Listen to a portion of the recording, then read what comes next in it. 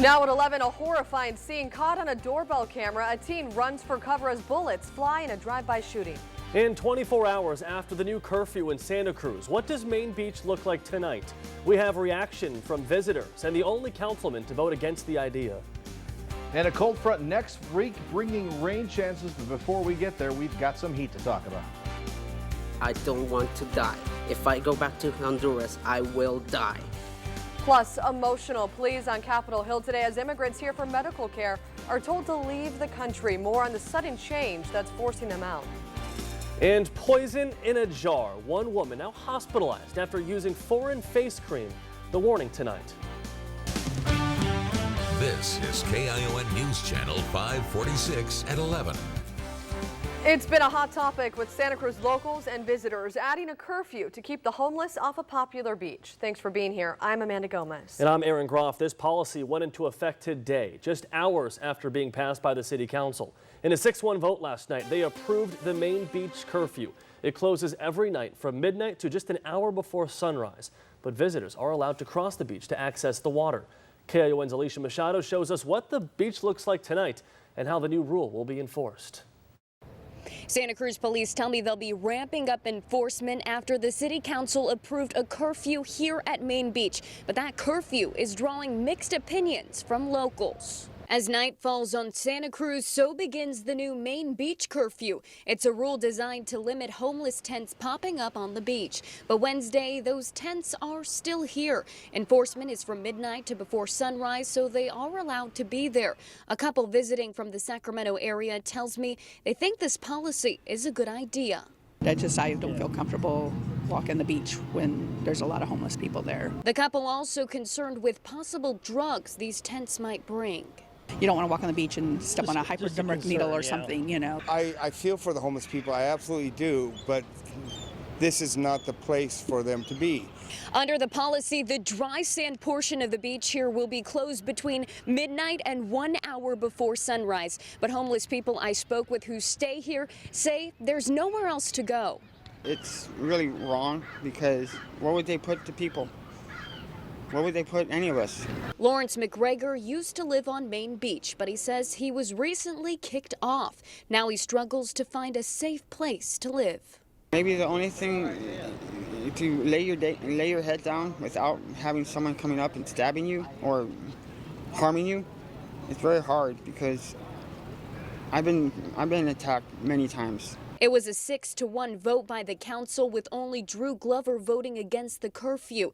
He said despite caring about health, safety, and environmental concerns that were raised by the public, the curfew is not a sustainable solution. We need to be doing this in a way so that we're not only prioritizing the people that are currently housed, but doing something proactively and forward-thinking with regarding people that are sleeping outside. I've suggested transitional encampments and a variety of other solutions. While there is no sign up at Main Beach Wednesday, a Santa Cruz police spokesperson said they will give 72-hour notice to campers to vacate the area. The policy will sunset in 6 months. In Santa Cruz, Alicia Machado, KION News Channel 546. An update tonight on the search and recovery mission in the deadly dive boat fire. The final body has been found. All 34 people killed have now been found after that Labor Day weekend tragedy off the Santa Barbara coast. According to our sister station, their friends of Bernice Felipe told them this week Felipe is that last person. She was one of 2 Santa Cruz Pacific Collegiate Charter School students on the trip as part of a birthday celebration. A criminal investigation is being handled by the Coast Guard, FBI, and U.S. Attorney's Office to determine if negligence or anything criminal contributed to the fire. In your crime alert, a traffic stop in Watsonville today led to a chase and multi-car accident. Police say this was the aftermath when a man sped away and later crashed head-on into the black Honda you see in this video. A third car then hit the Honda afterwards. Watsonville PD says that the suspect was arrested after running away from the crash. The driver of the Honda was taken to the hospital with what's been described as non-life-threatening injuries. The area of Freedom and Blanca Lane was closed for about an hour. More in your crime alert. The stolen ATM was found on the ground off Highway 101 near the Red Barn in Aromas. It was a Monterey County Sheriff's deputy who stumbled upon this, the open ATM machine, and it turns out it belonged to the Children's Discovery Museum all the way up north in San Jose. They lost that machine on Saturday. It's unclear how much money was in it, but the museum says the ATM company was working on the machine last Friday. And according to police, the suspects dressed as technicians and used a dolly to just wheel it away. News around California. Today, the state legislature passed the Farm Worker Housing Act of 2019. That's Assemblymember Robert Rivas's bill that aims to provide quality housing for farm workers. AB 1783 streamlines the process to build that housing on agricultural land. Rivas says the housing would be permanent, and for families, it would help fill the desperate need for farm worker housing here. The bill now heads to the governor's desk. And now, Chief Meteorologist Dan Siaka with your Weather Authority forecast. Well, good evening to you all. It was a pretty nice day today. No clouds as the sun was heading down, but with nice glow in the atmosphere. This was the sunset from the Santa Rita neighborhood in Salinas. Tonight, capping off a day where temperatures began to warm back up. We were in the low 90s, and Bitterwater today is our hot spot, but a lot of us in the low 80s. Santa Cruz, Watsonville, Salinas all coming in the low 80s today. Monterey into the mid 70s, and Moss Landing actually a degree cooler than yesterday, coming in at 65. One of the few spots that was actually cooler today. Most of us were warmer. As we look out there tonight, temperatures right now for most locations warmer than this time last night, in some cases quite a bit, like the San Antonio Valley, for example, which is 17 degrees warmer than this time yesterday. So we've got some warm air moving in already. We're starting to feel it in the higher elevations, and tomorrow late morning into the early afternoon, you'll feel it everywhere. Right now, temperatures pretty mild in the 60s. We're talking 80s and 90s for our highs tomorrow, though. We'll talk about that, plus a look at when you could see some rain here on the Central Coast. That's coming up. All right, Dan, we'll see you then. Thank you. To news across the nation, Congress went back in session today, and on the growing agenda, calls for gun legislation. It comes more than a month after the deadly shootings in Dayton, Odessa, El Paso, and Gilroy. A new bill approved today would ban high-capacity magazines and set up a program to help state and local governments establish red flag laws. Those prevent people in crisis from having access to firearms.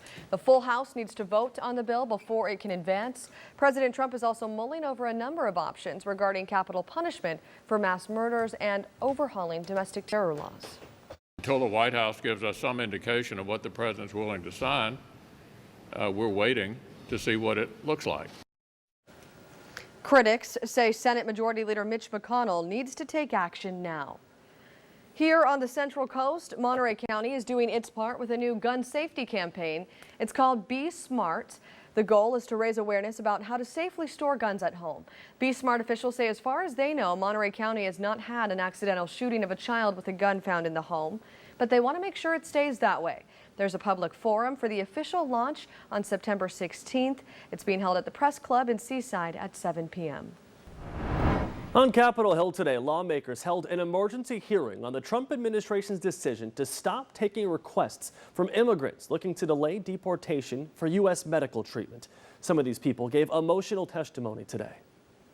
Doctors told me that if I stopped the treatment, my condition would decline quickly and I could die within months. That's Maria Bueso. She was 7 when she came to the U.S. for a medical trial on her rare genetic disease. She's been receiving this treatment for 16 years now. Last month, she and many others were given 30 days to leave the country. USCIS said it would reconsider now applications filed before August 7th. Today, our fellow citizens, our way of life, our very freedom came under attack. I want to tell you I love you. Please tell my children that I love them very much. And I looked up, and all of a sudden it smashed right dead into the center of the World Trade Center. It was then that I realized the world was going to change. A somber audio timeline there of what happened on September 11th, 18 years ago. You are looking at live pictures here of the One World Trade Center tonight, lighting up the sky in honor of the nearly 3,000 lives lost. Memorials were held across the country echoing the message, "We will never forget." Tributes for people who lost their lives in the 9/11 attacks, from moments of silence to bell ringing from coast to coast. Let's start in Southern California. We saw special honors in the form of 2,977 flags, one for each victim. This was placed at Alumni Park at Pepperdine University. And in San Francisco, another tribute close to the heart of the city's fire department. Their current deputy chief was one of 11 firefighters deployed that day. They gave a reading of the names of more than 300 first responders who died. That's our mission. To save lives is our #1 mission. And we all understand that very, very well. And like I said, on 9/11, we understood it 343 times greater.